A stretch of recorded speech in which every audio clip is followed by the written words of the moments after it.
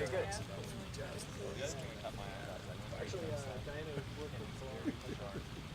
so my name's Emily Etman, and I've been here in Tucson about 11 years, and basically I got into bicycling when I came to college here, and then I got into landscape architecture, and eventually that led me to realizing the importance of advocacy, that if we don't start to demand a better, built environment that's designed for people, that we're not ever going to be able to get people to develop healthy habits and a healthier lifestyle. So about a year ago, there were a number of really important decisions being made in this region, and a number of people kind of came together and we decided, this really can't wait. We need to get the ball rolling and start helping people have their voice heard in some of these concerns. Yeah. And we have a special guest here today. Who is that? Yeah. Tell us who that is. Today we've got Mia Birk here. She's with us from Portland. She actually just came from the National Bike Summit.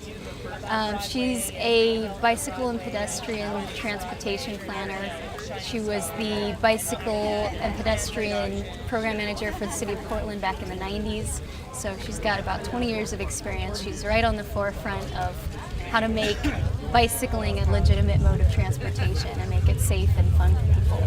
So she's here today with us to take us on a ride. Great. Well, describe the route. What's the route for the ride today? Sure. Okay, so we're going to start here at the university because it's a beautiful location. We're going to head north and look at Mountain Avenue, which just had a bunch of bicycle facilities put in. And after that, we'll start to head west over towards the Santa Cruz River. We'll look at some of the river paths there and multi-use paths. And then we'll go through downtown and look at some of the challenges that exist downtown with navigating on bicycle. And then eventually we'll loop back up. So it should be about an hour and a half loop, 5 miles maybe.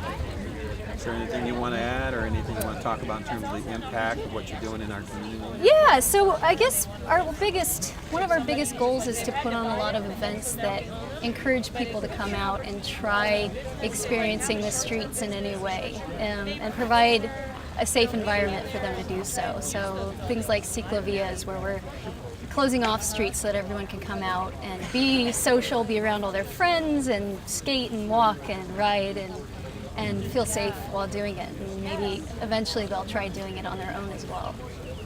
So. Mm-hmm. Yeah, wonderful.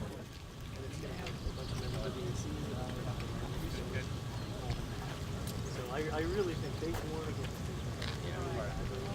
We're hoping it's strong. Yeah, I think we'll. Okay, tell us your name and why you're here today. Well, my name is Bruce Gillette. I'm here because I want to meet Mia and I want to participate with a bunch of people who are out on the streets on their bicycles.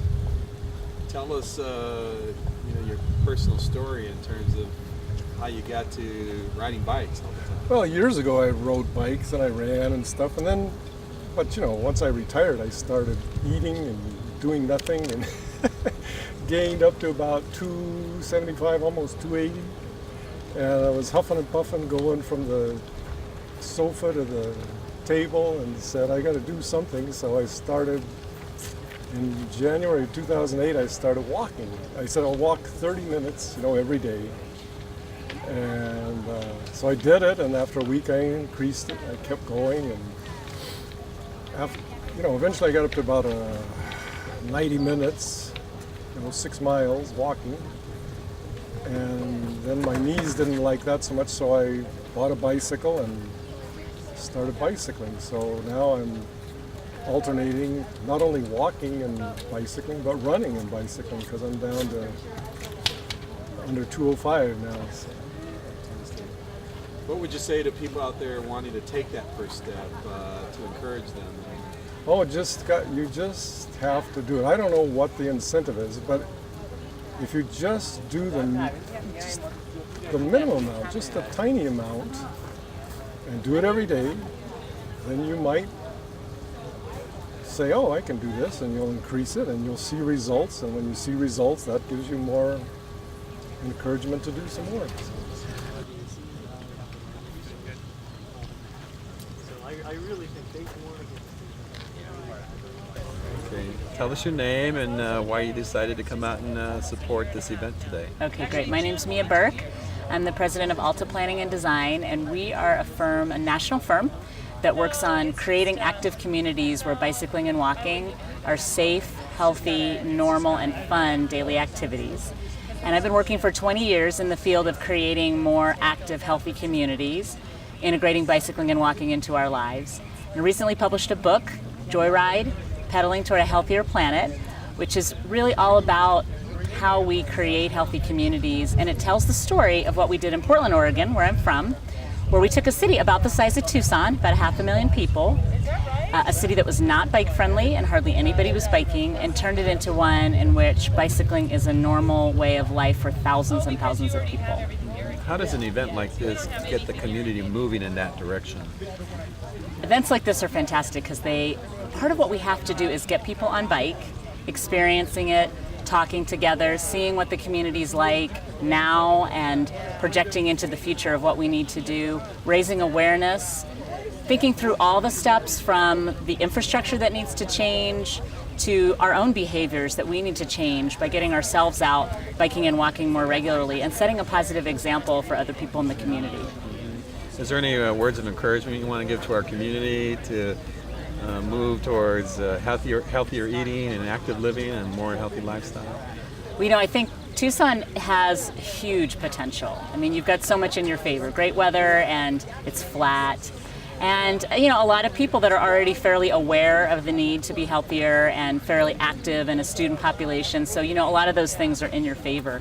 And I'd say when you're a community that's like Tucson is, take what you've got, take all the great foundation that you've built and really move quickly into the next realm. I mean, go fast, make a commitment to it and really push forward and ask for every level, really work with the schools in particular to get kids to bike and walk to school and really work on the food related issues at school as well. That we've really found that the more we can get kids to start biking and walking to school and eating healthy food in school, it translates throughout their entire life. And my own kids' school in Portland, Oregon, even though it rained 9 months of the year, we've gotten about 40% of our kids biking and walking to school, and it used to be almost none. And just over about a 5-year period of working in the schools. We also have a program to get all the junk food out of the schools and to have the kids eating healthy food, and they have a salad bar, and they have a garden, so the kids all work in the garden, and then they harvest the food and they actually make the food in the kitchen.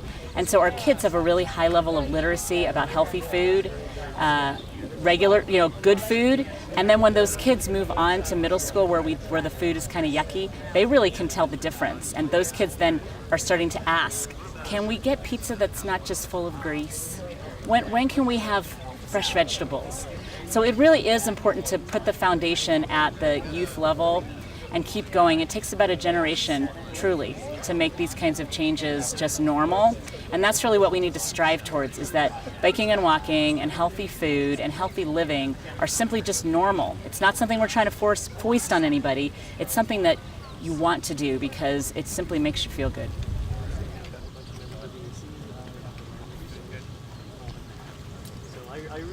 We're going to do about a 5-mile route today. We had ambitiously hoped to do something much bigger, but I think realistically it's going to be about 5 miles. And we're going to make some stops, which I'll let Matt and Tom maybe talk about some of the stops we're going to make. But we're going to basically head north on mountain, going through the university.